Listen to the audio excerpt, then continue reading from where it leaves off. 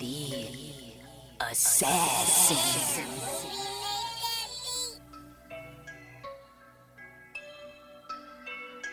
You know I break necks, call me Jack Tate. I have no regrets while your life is fading. I'm a crazy fuck equivalent to Satan. When I'm behind the mic, I feel like the greatest. You know I break necks, call me Jack Tate. I have no regrets while your life is fading. I'm a crazy fuck equivalent to Satan. When I'm behind the mic, I feel like the greatest. What up, y'all? You're listening to Sports Talk with Tropp, and I'm your host, Katie Tropp. Well, it is officially Championship Sunday.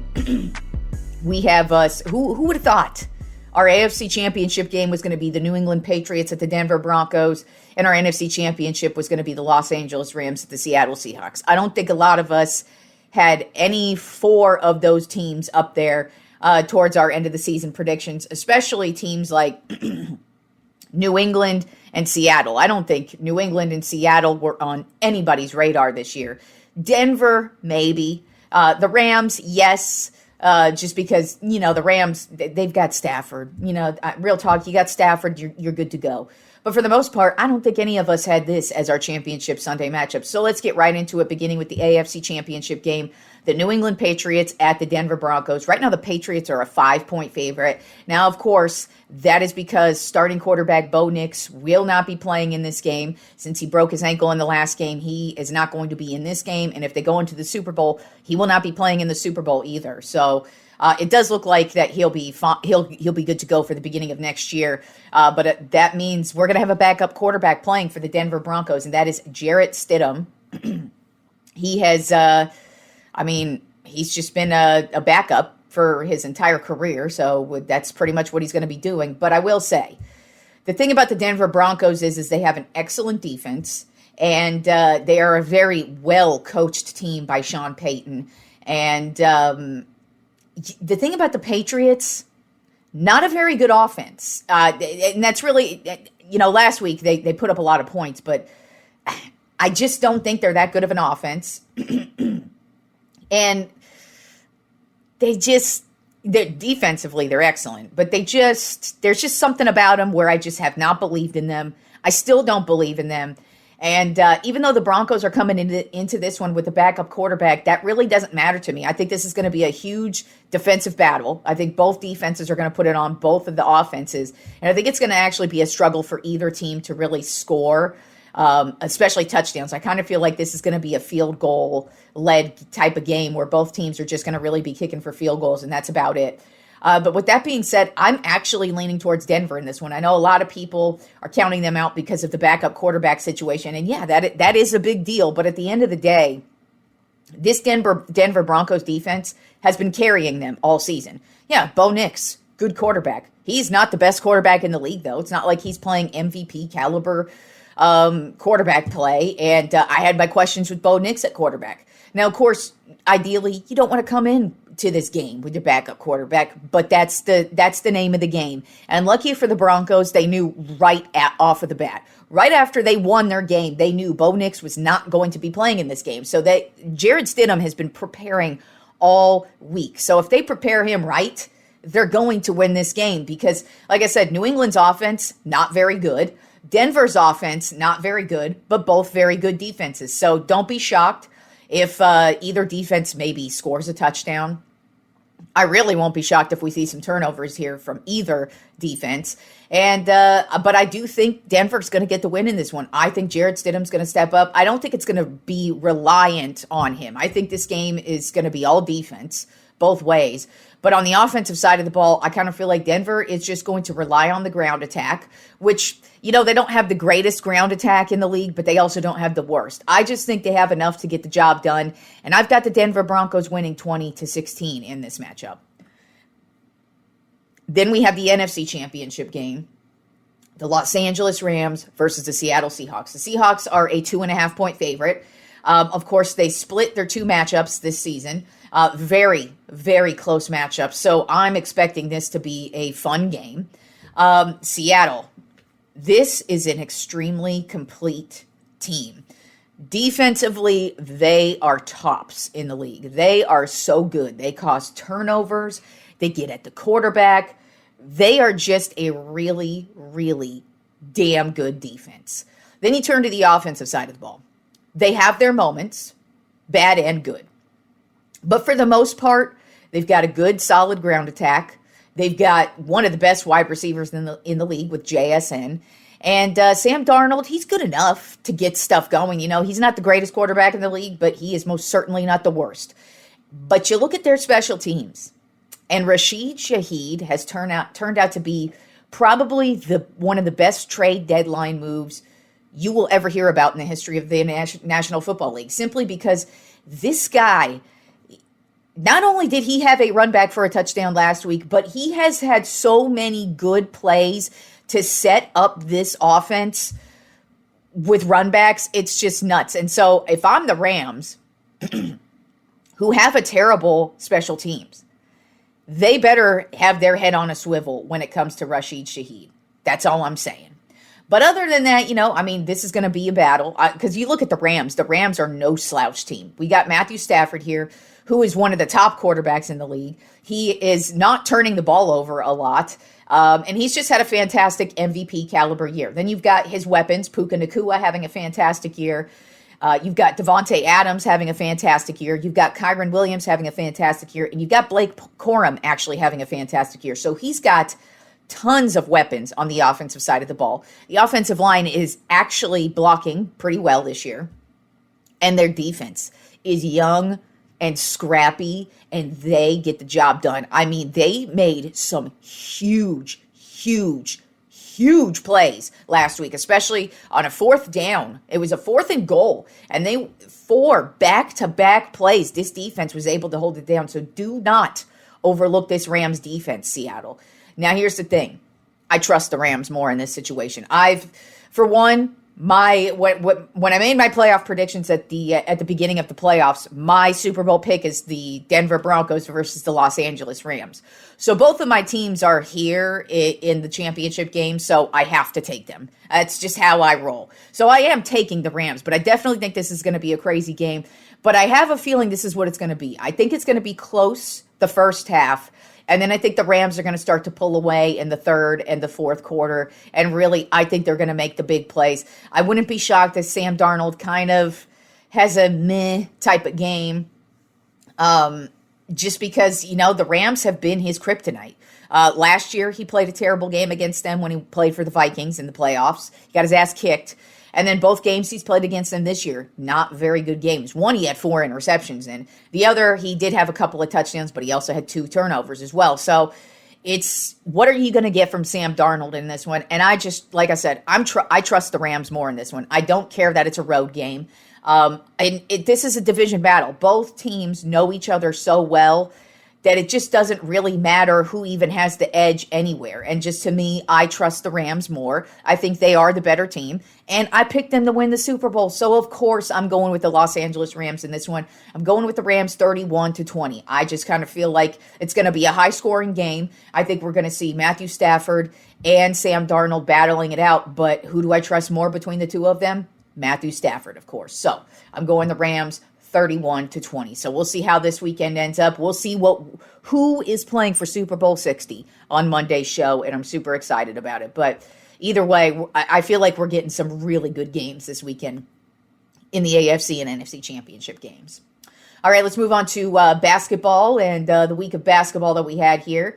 Beginning on Monday night, we had us a great game in the Eastern Conference between the Detroit Pistons and the Boston Celtics. Detroit barely got the win, 104-103. Tobias Harris had 25 points. Cade Cunningham had 16 points and 14 assists. And this was just an all-around great game from the Detroit Pistons, but the Boston Celtics just maintained it and were able to just stay in it.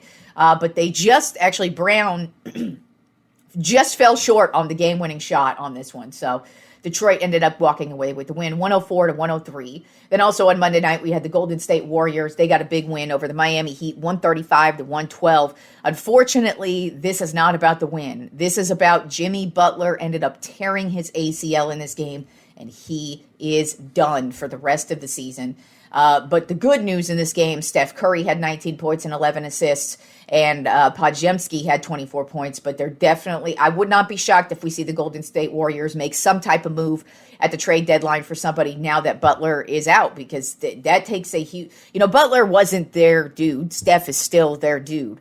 But Butler he was a huge source of offense for them, and this just kind of takes away from them, and we'll see what happens with the Golden State Warriors. But that was a big deal for them to lose Jimmy Butler on Monday night. Then on Tuesday, the Phoenix Suns took down the Philadelphia 76ers 116-110, and the Suns are the hottest team in the league right now, and that is all because of Devin Booker. Devin Booker had 27 points in this one, and he has just been balling uncontrollably. But just unfortunately for him, that's kind of how the Suns are. Right now they're up, but they're probably going to be down here in the next couple of weeks, because that's just kind of how they do. But right now they're riding high, and they took down a pretty solid Philadelphia 76ers team. Then the Houston Rockets had a battle between the San Antonio Spurs, but they held on to this one 111-106.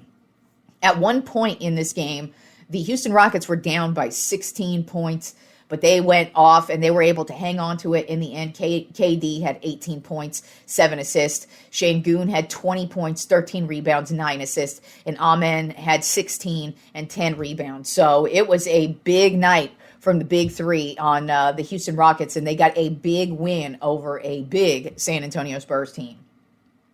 Then the Los Angeles Lakers took down the Denver Nuggets 115-107. Luka had a huge game. Kind of feels like every game, though. Luka's been having a huge game.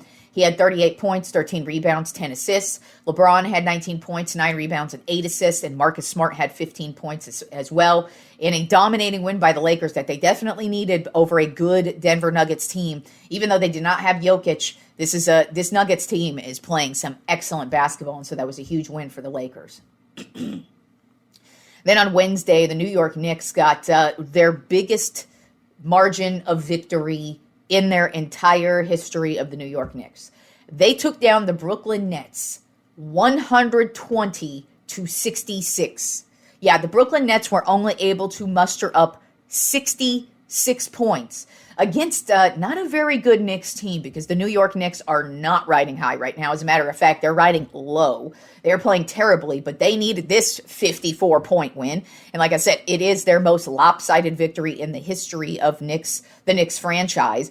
But the Brooklyn Nets, what the hell was that? And I was looking at the stat line too. They were lucky that any of their starters even hit 10 points on that night. So that was a very pathetic game from Brooklyn Nets against a reeling New York Knicks team. Then also on Wednesday night, we had the Detroit Pistons take down the New Orleans Pelicans 112-104. That is Detroit's 4th win in a row. And Jared Duran had a monster game, 20 points, 15 rebounds. And Cade Cunningham actually sat in this one. So it was all Duran all night, and he had 0 issues with it. Then also on Wednesday night, Oklahoma City busted one out. They beat the Milwaukee Bucks 122-102. SGA, 40 points. He went 16 for 19. He only missed 3 shots on the night, had 11 assists and 7 rebounds. Biggest game for him of the season, which says a lot, because SGA has, for all the dudes who are playing great this year, SGA is just playing like SGA. Very solid, very consistent, very MVP-like. And but he probably don't care, because he's got a ring, and that's the Oklahoma City Thunder now are looking at repeat. That's what they're looking at. So he's probably just like, all I want is another ring. But don't be shocked if you see this dude in the MVP voting again, because he is just silently doing what SGA does, and that is just dropping a lot of bombs and getting a lot of wins.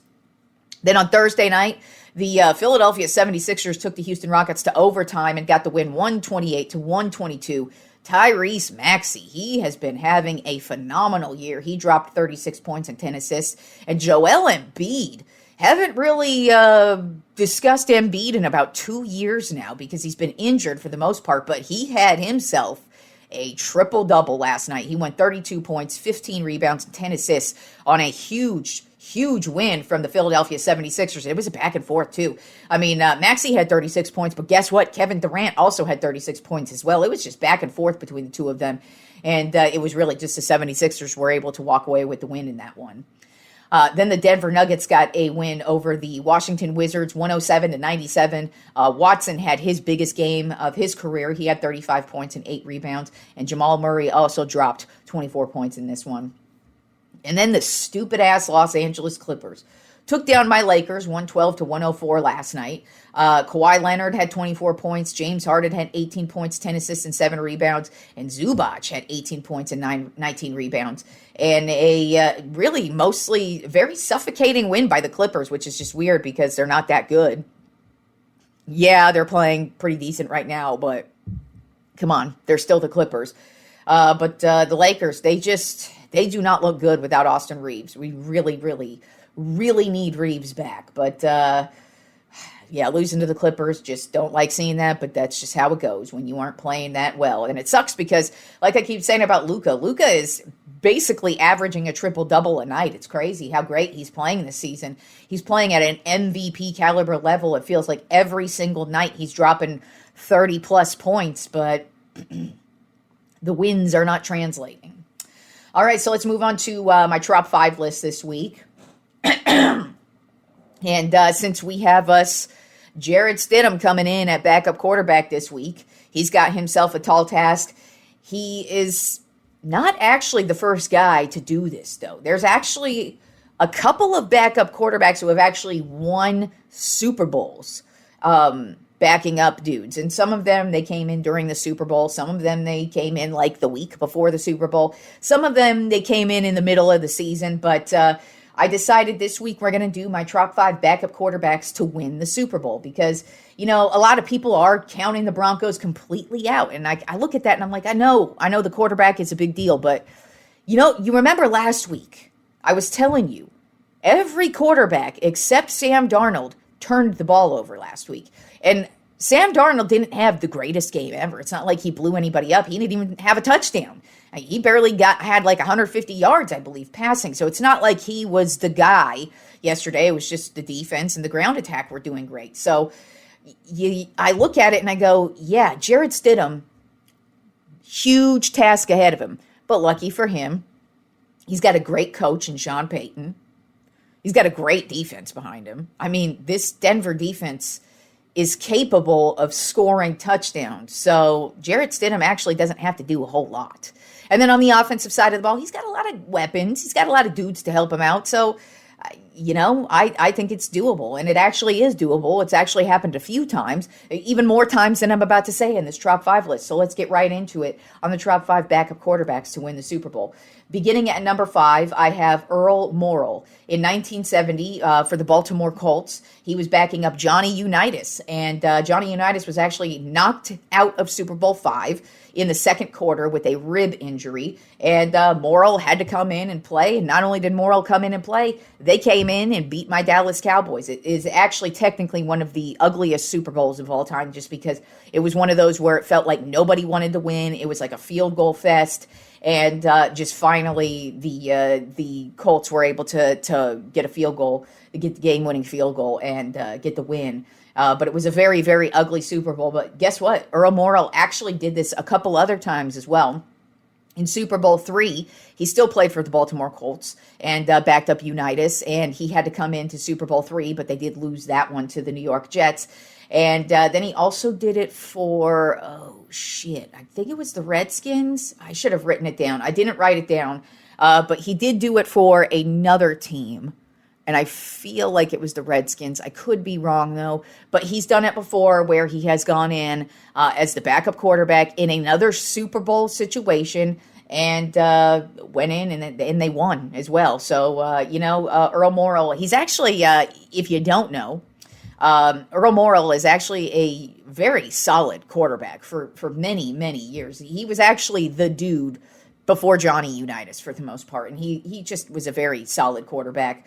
But he is a backup quarterback who has actually come in on a few occasions and even won a Super Bowl.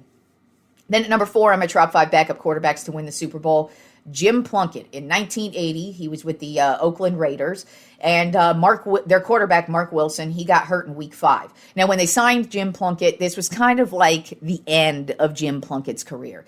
They didn't know if he was going to start. He might fight for a starting quarterback position, but chances are this was not going to be his team. He was really just going to come in and back up, and guess what? That's what he did, and he did a damn good job of it, especially in the 1980 season, in which the Raiders would end up going to the Super Bowl 15, and they would actually win that Super Bowl. And then actually in 1983, they would go to Super Bowl 13 as well, in which he would take over, but they did not win that one. But Jim Plunkett has done it a couple of times, and he did it most notably in 1980 for the Oakland Raiders.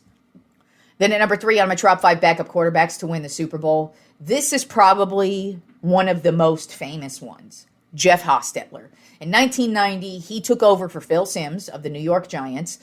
Phil Simms got injured in Week 15, so it was towards the end of the regular season, and Jeff Hostetler had to come in. Now, Jeff Hostetler, to me, is like the perfect example of what would happen today with Stidham.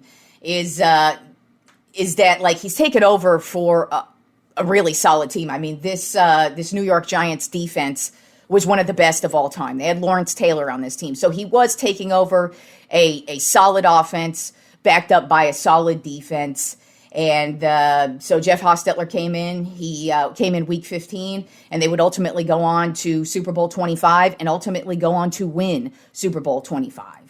Then at number 2 on my top 5 backup quarterbacks to win the Super Bowl, this is also another famous one, and that is Nick Foles in 2017 with the Philadelphia Eagles.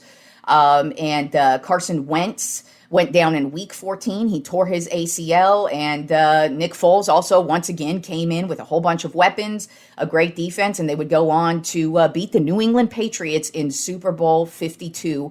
And this would actually be the Philadelphia Eagles' first Super Bowl win of all time, the first in their entire franchise history. And then at number 1 on my top 5 backup quarterbacks to win the Super Bowl, Doug Williams. In 1987 with the Washington Redskins, he took over for starting quarterback Jay Schrader in Week 18. So that's the wild card week. Or divisional round. I can't recall because it was the 80s, but regardless, he came in, and ultimately, he would not lose the starting job, and they would go on to Super Bowl 22. And not only would the Washington Redskins win Super Bowl 22, but the reason why I put this at number 1 is because this is the first time ever that a black quarterback would win the Super Bowl as well. So it was a huge, historic moment, not only for just the Super Bowl and winning the Super Bowl, but also for Doug Williams because he was the first black quarterback to ever win a Super Bowl. All right, y'all, enjoy championship weekend, and I will talk to you fools on Monday.